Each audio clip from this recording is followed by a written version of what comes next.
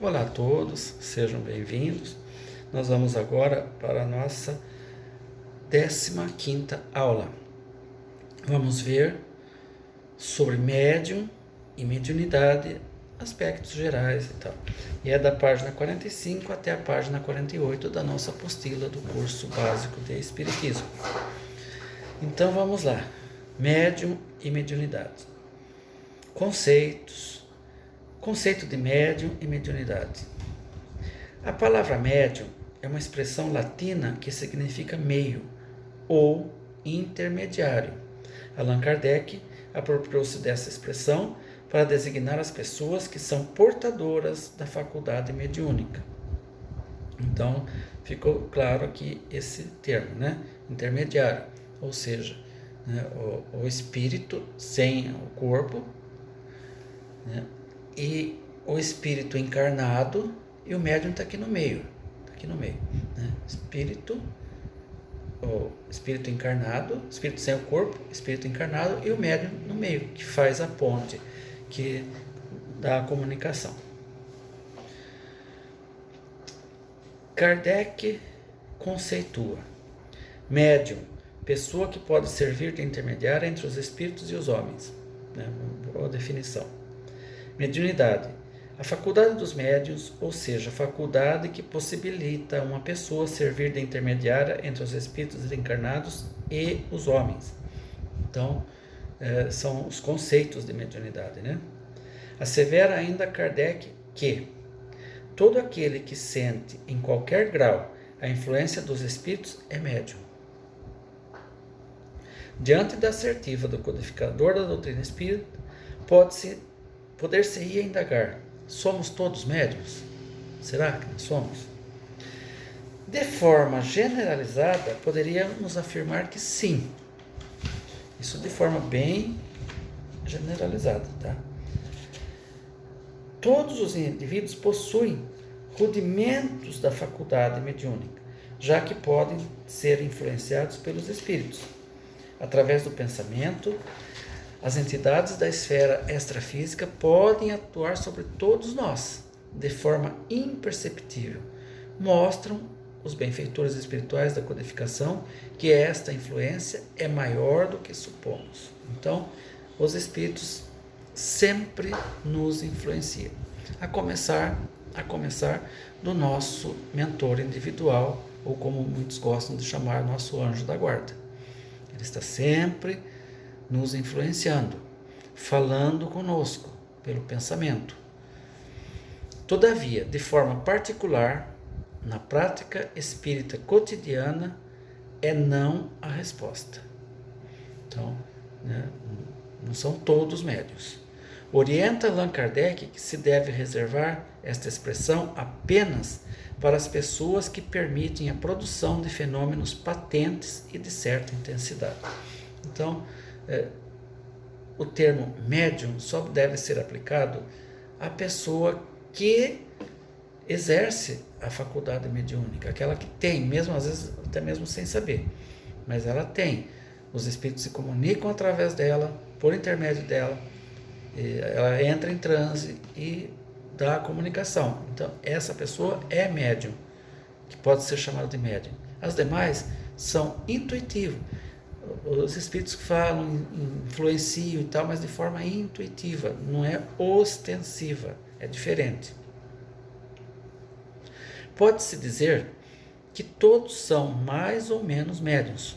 Usualmente, porém, essa qualificação se aplica somente aos que possuem uma faculdade bem caracterizada, que se traduz por efeitos patentes de certa intensidade, o que depende de uma organização mais ou menos sensitiva.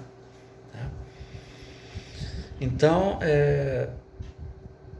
ficou bem claro que médium ostensivo é aquele que entra em contato direto com os espíritos, que transmite a comunicação deles. Os demais que sentem a presença dos espíritos, que têm assim uma forte intuição, eles não podem ser classificados como médium ostensivo. São médiuns intuitivos. Médium intuitivo todos são. Médium ostensivo, aqueles que tem essa condição, né, de conseguir perceber e dar a comunicação de um espírito. Educação mediúnica é o ato de fazer crescer, progredir, expor a faculdade que permite aos homens comunicarem-se com os espíritos. Se nós falamos somente em desenvolvimento mediúnico e não em criar mediunidade ou médiuns, é certamente porque essa faculdade não se cria numa determinada pessoa que não a possua. A mediunidade é uma faculdade tão natural no homem quanto qualquer outro dos 5 sentidos habituais: visão, audição, olfato, tato, paladar. Tomemos o paladar, para exemplo. Ninguém inventa faculdade inata, pronta para ser utilizada, como que programada por milênios e milênios de existências anteriores, documentada na nossa memória espiritual.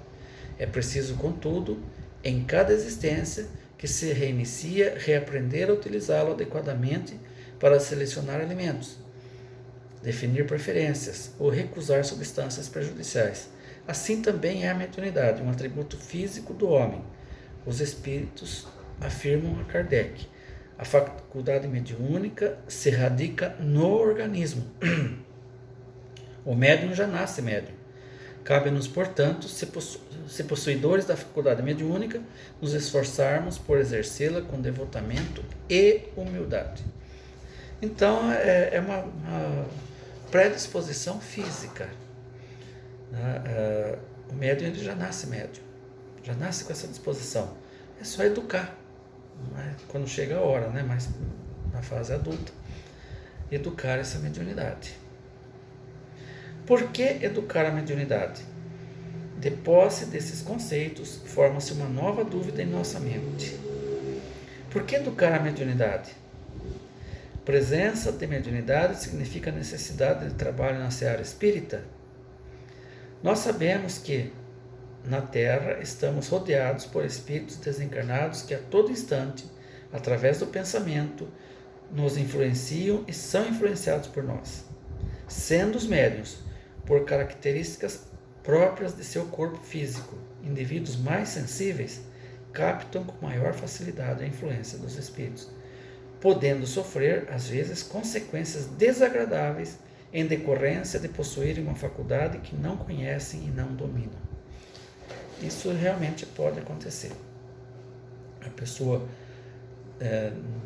não conhece, nunca ouviu falar, não sabe o que é, e acaba passando, né, dando a passividade, recebendo uma comunicação espiritual em locais inapropriados, onde a pessoa pode entrar até numa situação vexatória. E tem casos em que, por desconhecimento total do fenômeno, esses indivíduos podem até ser internados em manicômios, coisas assim, achando que é um problema mental, quando na realidade é simplesmente uma manifestação mediúnica que está se dando através dele. Então, é por isso que é bom a gente conhecer, procurar, né, entrar em contato com obras que, né, ensinam o que seja direitinho, para não incorrer nisso. Os manicômios estão cheios de médiuns, cheios. Muitos dos que estão lá não têm loucura, é mediunidade desgovernada, né? Então prejudica bastante. Além disso, nós sabemos que da faculdade mediúnica podem dispor-se bons e maus espíritos, podendo, no caso dos maus, levarem o médium ao desequilíbrio. Então, a faculdade mediúnica não é algo que garanta que só bons espíritos vão se comunicar. Não, os maus também se aproveitam da faculdade mediúnica para se dar a comunicação deles, induzir ao erro, enfim, fazer o que eles querem. Assim como o dom de falar, tem indivíduos que receberam uma educação primorosa, uma educação moral, eles só falam coisas boas, bonitas, agradáveis, E tem aqueles que simplesmente aprendeu a falar porque é um dom natural, todos falam, mas não teve um aprimoramento, né? Não teve estudo, não teve nada. Então fala palavrões, e outros são dados à maledicência, e por aí vai.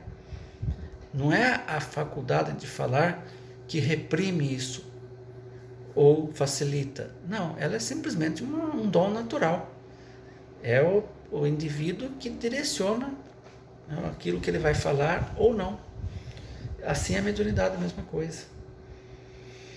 O Espírito da Verdade afirma: todos os médiuns são incontestavelmente chamados a servir a causa do Espiritismo na medida da sua faculdade. Então, quando há um médium ostensivo que começa a ter manifestações e tal, ele é chamado a servir numa casa espírita. Porque a mediunidade não veio e não vem para uso pessoal, para uso próprio, para ganhar dinheiro ou algo do tipo. Não. A mediunidade é dada aos espíritos mais endividados com a lei divina, que pedem esse recurso para poder, vamos dizer assim, quitar mais rápido o seu débito, né?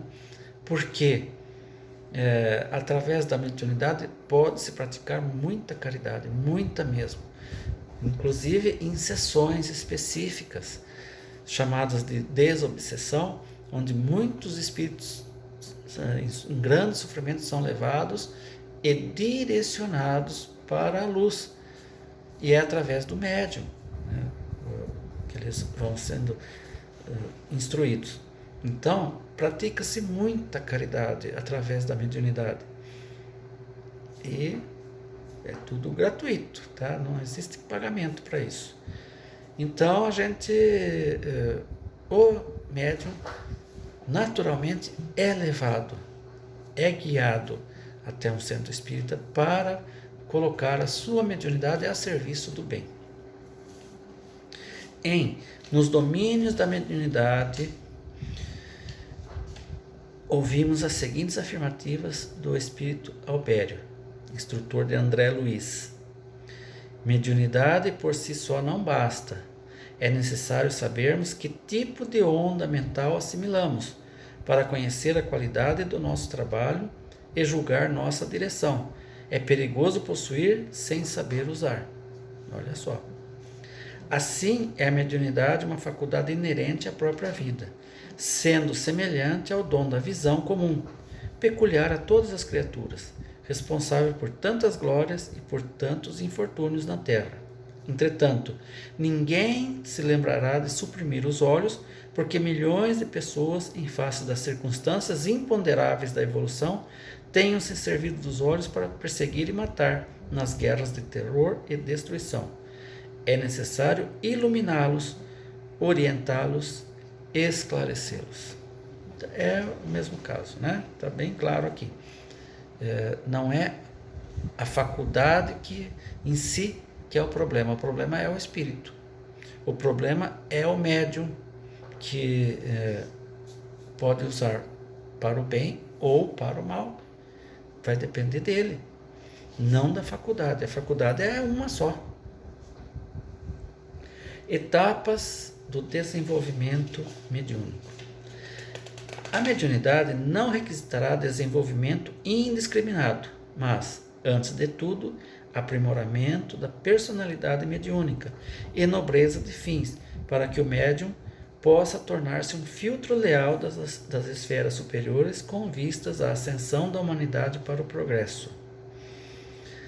Então, a gente tem que procurar aprimorar essa faculdade através do estudo, do treinamento, né, da prática mediúnica, treinando em cursos próprios para isso. Mas então, como proceder ao desenvolvimento mediúnico? Allan Kardec e vários benfeitores espirituais nos orientam que, no desenvolvimento mediúnico, temos de vencer 3 etapas: intelectual, material e moral. Etapa intelectual é representada pela necessidade do estudo. Kardec afirma: o estudo preliminar da teoria é indispensável, se quisermos evitar inconvenientes inseparáveis da inexperiência. O estudo da faculdade mediúnica e o conhecimento da doutrina espírita são bases essenciais e indispensáveis. Então, gente, não é só a prática. Tem o estudo, você tem que estudar o que é. Por exemplo, vou citar um exemplo aqui, a psicofonia. Psicofonia é a faculdade mediúnica onde o médium fala através da voz, transmite a mensagem do espírito pela voz. Porém, o médium ele tem que educar a mediunidade, ele tem que conhecer, saber o que é, como funciona, de que maneira, tem que conhecer as obras básicas do espiritismo para ter uma boa prática mediúnica, para não fazer certas coisas que a gente vê, né? Tem muito médium que dá um show. Ele, quando começa o processo mediúnico, ele grita, ele chora, ele se esperneia, ele bate os pés, ele bate com a mão na mesa, ele faz, né? Enfim, onde ele estiver. Não é, isso daí não tem nada disso. A mediunidade é simplesmente algo, o médium é intermediário, é um intérprete, não precisa fazer nada, nem um gesto, nada. E é no estudo da faculdade que ele vê isso, ele aprende, é conhecendo o que é essa faculdade, como que ela funciona, de que maneira é que ele vai se educar e não vai dar esses espetáculos, né? Precisa, a etapa intelectual, como diz aqui na apostila, que é o conhecimento da mediunidade, é indispensável. Etapa material é o adestramento, uma forma de treinamento da faculdade mediúnica, uma familiarização com as técnicas envolvidas no processo da mediunidade. Então, o médium nessa etapa material, ele começa a ter o contato com os espíritos, ter as sensações, né, que envolve a mediunidade e tudo, e vai aprendendo que ele pode controlar todos os fenômenos. Ele é apenas o intermediário. O espírito não entra, como a turma fala, né, que acha que entra no corpo. Não entra. Eu estou usando o meu corpo, mas ninguém. Para um espírito utilizar o meu corpo, ele teria que, assim, para entrar no meu corpo, eu teria que sair. E se eu sair, tchau, um abraço, o corpo morre. Então, não é dessa forma como as pessoas pensam. E é no treinamento da faculdade mediúnica que o médium vai aprendendo a se controlar, a controlar o espírito comunicante, se ele for meio agitado, a não falar aquilo que não deve ser falado, por exemplo, palavrões, etc, etc. Tá? Então, é nessa etapa material, que é o adestramento da mediunidade, que o médium aprende como controlar, como fazer, quais as técnicas. Na verdade, até hoje não existe sinal ou diagnóstico infalível para se chegar à conclusão que alguém possua essa faculdade. Os sinais físicos, nos quais algumas pessoas julgam ver indícios, nada têm de infalíveis. Elas se encontram nas crianças e nos velhos, entre homens e mulheres, quaisquer que sejam o temperamento, o estado de saúde, o grau de desenvolvimento intelectual e moral. Não há senão um meio para lhes contatar a existência, que é o experimentar. Então, dizer que a pessoa que sente um arrepio, porque sente, né, uma dorzinha de cabeça, porque arrepiou a coluna, porque isso não é sinal de mediunidade. Tá? Isso aí ele está sentindo alguns fluidos da aproximação do espírito. Fato. mas não quer dizer que ele seja médium ostensivo, que ele vai dar uma comunicação que o espírito queira falar, porque ele tem esses sinais e a pessoa já vai falando, é mediunidade, você tem mediunidade. Não é dessa forma que funciona, não é. É preciso uma experimentação. Essa experimentação deve ser perseverante, assídua, séria, em grupo, em local adequado, sob orientação experiente, desprovida de condicionamentos. Então, tem que ser o mais apropriado num centro espírita ou num local que seja destinado, embora pode não ser o centro, mas não, também na residência não é aconselhável, mas num local que seja destinado para esta prática. Fora isso, é bom não mexer, tá? Porque pode cair facilmente em descontrole. O candidato a médium deve ter persistência, exercitando-se para as comunicações em dias e horários certos da semana, pré-estabelecidos, de preferência em grupo. Kardec nos orienta que a reunião de pessoas com intenção semelhante forma um todo coletivo onde a força e a sensibilidade se encontram aumentadas por uma espécie de influência magnética que ajuda o desenvolvimento da faculdade. Então, onde tem mais pessoas reunidas com o mesmo intuito, se torna mais fácil, um supre a necessidade do outro, né?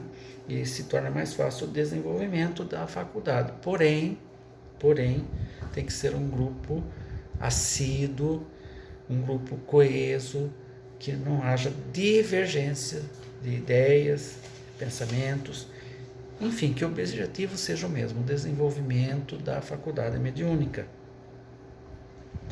A reunião deste grupo deve ser sob a direção de pessoas experientes, conhecedoras da doutrina espírita e do fenômeno mediúnico. Não é só vamos reunir para desenvolver a mediunidade e tal, mas tem que ter uma pessoa experiente, uma pessoa que conheça a doutrina espírita, que saiba o que está ocorrendo, né, a qualquer momento. Então, obrigatoriamente tem que ter alguém experiente para estar conduzindo essa reunião. Esta reunião deve ser também feita de preferência em local apropriado, isto é, no centro espírita, é o que eu acabei de falar, onde estaremos sob o amparo e a orientação de espíritos bons, que são responsáveis pelos trabalhos mediúnicos da casa. Além disto, todo o centro espírita tem como que um isolamento magnético que nos protege espiritualmente durante os trabalhos mediúnicos. É simples compreendermos, pois na Terra acontece o mesmo. Um acadêmico de medicina inicia seu treinamento aos doentes num hospital e sob a supervisão de um médico experiente para evitar desastres. Se for uma cirurgia, será necessário um cuidado ainda maior em um centro cirúrgico. O candidato a médium não deve desistir se, após 2, 3 ou 10 tentativas de comunicação com espíritos, não obtiver qualquer resultado ou qualquer indício de comunicação. Como vimos, existem obstáculos decorrentes da própria organização mediúnica em desabrochamento, impedimentos materiais e psíquicos que, só com o tempo e a dedicação, serão contornados. Quanto ao médium, que já controla bem sua faculdade, que permite aos espíritos se comunicarem com facilidade, que seja, em uma palavra, um médium feito, seria um erro de sua parte, nos assevera Kardec, crer-se dispensado de qualquer outra instrução. Não venceu senão uma resistência material, e é agora que começa para ele o verdadeiro desafio, as verdadeiras dificuldades, vencer a terceira etapa, a moral. É aí que o bicho pega, né? Etapa moral. Allan Kardec define como espírita cristão ou verdadeiro espírita aquele que não se contenta em admirar a moral espírita, mas a pratica e aceita todas as suas consequências. Convencido de que a existência terrena é uma prova passageira, aproveita todos os instantes para avançar no caminho do progresso, esforçando-se em fazer o bem e anular seus maus pensamentos. A caridade em todas as coisas é a regra de sua conduta. Isso é muito importante, gente, porque é uma questão de vibração, de sintonia. Se você tem uma conduta que, de forma assim, reprovável, você vai ser médium sim também, sem nenhum problema, porque a mediunidade é uma faculdade inerente ao ser humano, independente da condição dele. Só que, se você não tiver uma condição moral um pouco mais elevada, você não vai ter condições de afinidade com espíritos mais elevados. Só vem os zombeteiros, os que gostam da bagunça. Como condição moral, eu não quero dizer assim, a pessoa já parte para o lado do sexo, né? Condição moral é o sexo desregrado, etc. Não. Por exemplo, uma condição moral que pesa bastante é o egoísmo. Tá? Você se diz espírita, gosta de praticar a caridade, mas lá no centro. Fora de lá, não. Fora de lá, você só pensa em você só quer o melhor para você e sua família. Se alguém chega para você precisando de alguma coisa, você nega. Você, às vezes, manda a pessoa trabalhar como você trabalha, etc. Isso é um egoísmo ferrenho. Então, é uma condição moral, que deixa a desejar. E outras coisas, orgulho. Quantas pessoas são orgulhosas e não perdoam facilmente. São condições morais que precisam ser melhoradas para uma boa prática mediúnica. E por aí vai. Sob o ponto de vista espírita, a mediunidade é uma iniciação religiosa das mais sérias. É um mandato que nos é oferecido pela espiritualidade superior, a fim de ser fielmente desempenhado.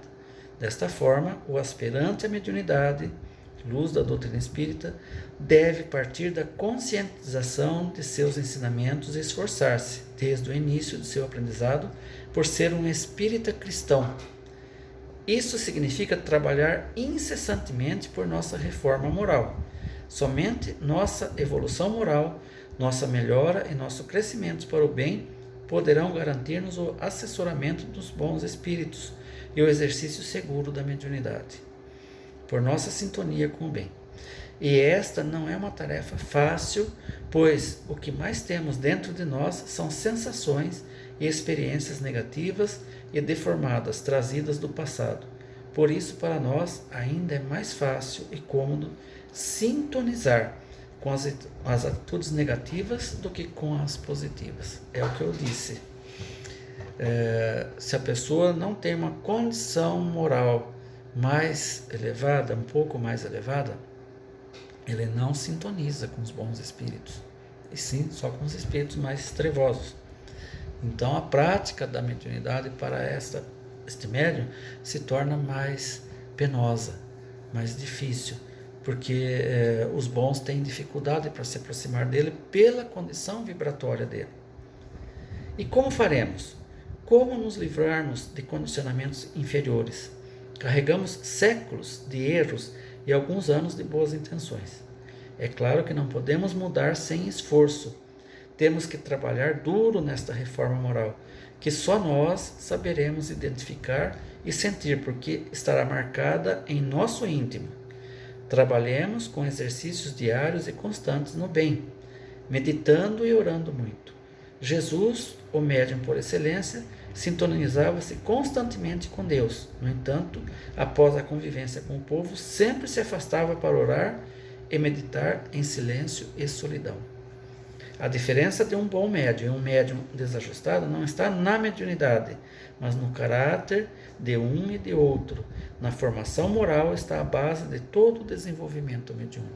Então, é isso daí. A gente, médium, pode-se dizer que a grande maioria é médium ostensivo, sim.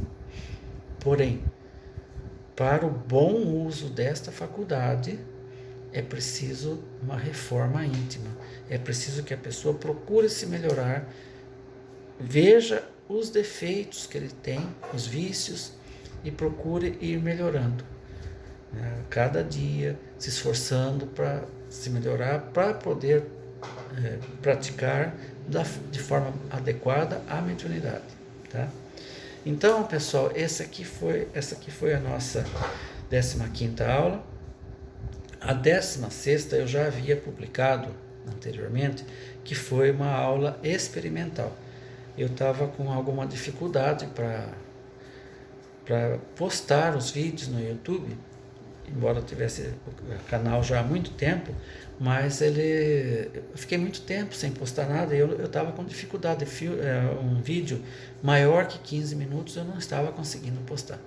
Então eu fiz todo o procedimento e a 16ª aula foi a aula experimental, já está postada no canal, né? Então, na próxima aula que nós vamos ter, vai ser a aula 17.